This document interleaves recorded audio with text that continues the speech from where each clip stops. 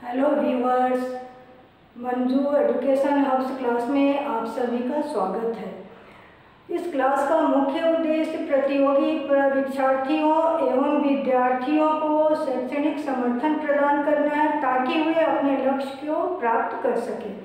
आज का विषय है समास।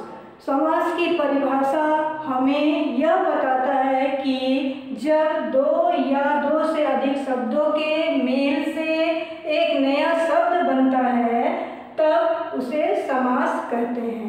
समास का अर्थ होता है छोटा करना। जब हम उसे छोटा कर देते हैं तो उसे हम लोग संक्षेप भी करते हैं, इसलिए उसे हम लोग संक्षिप्तीकरण के नाम से भी संबोधित करते हैं। तो यहाँ हम लोग एग्जाम्पल के द्वारा देखेंगे कि यहाँ जो है स्नान करने का गृह, ठीक है, इसमें कितने शब्द हैं? 4 हैं।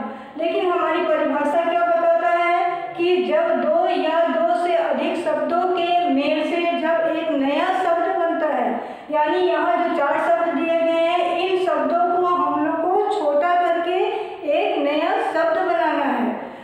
तो नया शब्द क्या बन जाएगा? स्नान गृह। मीनिंग क्या है? स्नान करने का गृह। लेकिन यहाँ उसे हम लोग क्या किए? संक्षिप्तीकरण कर दिया, संक्षेप में कर दिए।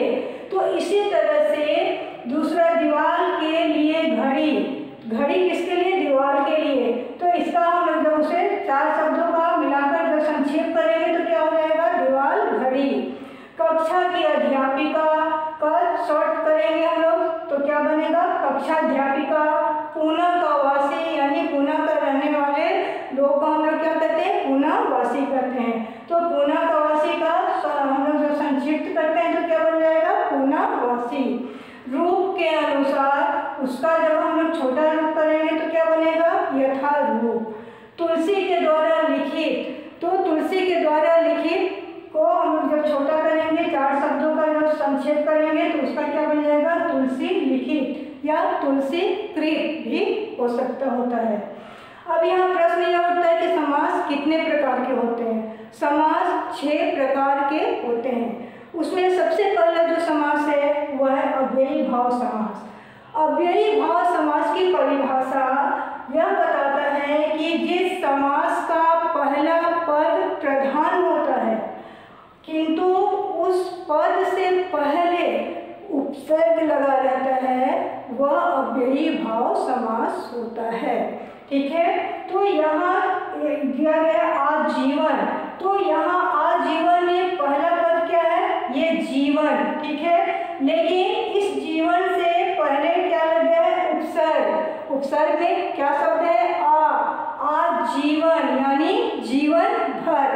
तो जिसमें आ शब्द लगा हो, कैसे पहचान करेंगे हम लोग कि जो भी शब्द दिए गए रहेंगे उसमें जो पहला प्रधान शब्द होता है उसके पहले उपसर्ग लगा रहता है। उपसर्ग जो कैसे लगता है? जो भी शब्द दिए गए रहते हैं उसके पहले एक ये उपसर्ग लगाया रहता है। ठीक इसी प्रकार से यथाशक्ति, शक्ति क्या है? प्रधान पद है। भरपेट में पेट प्रधान है। बेअकल में अक्ल क्या है? प्रधान शब्द है। माँ प्रतिमाह में माँ क्या है? प्रधान है। सपरिवार में परिवार क्या है? प्रधान पद है। लेकिन इन सारे शब्दों से पहले क्या लगा हुआ है? उपसर्ग। उपसर्ग कौन कौन सा होता है? आ, वे, यथा, प्रति, भर, स, ये सारे सब उपसर्ग हैं। जब भी अव्ययी भाव समास में की पहचान करने के लिए कहा जाता है तो पहले आप शब्द को देखो और शब्द जो दिया है प्रधान शब्द उसके पहले देखो कि क्या उपसर्ग लगा हुआ है। उपसर्ग में ये सारे शब्द लगे हुए हैं तो आप उसे बेझिझक उसे कहें कि ये अव्ययी भाव समास है। It is clear.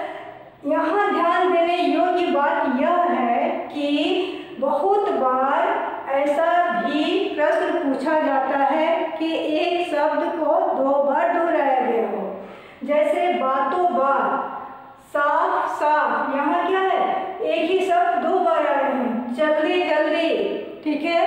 रातों रात, बातों बात, हाथों हाथ, यह एक शब्द क्या है, 2 बार आए हुए हैं। जिस समास में की पहचान करने के लिए ये पूछा जाए कि ये कौन सा समास है, तो आप बंद करें और झट से ये कहें कि ये अव्ययी भाव समास है।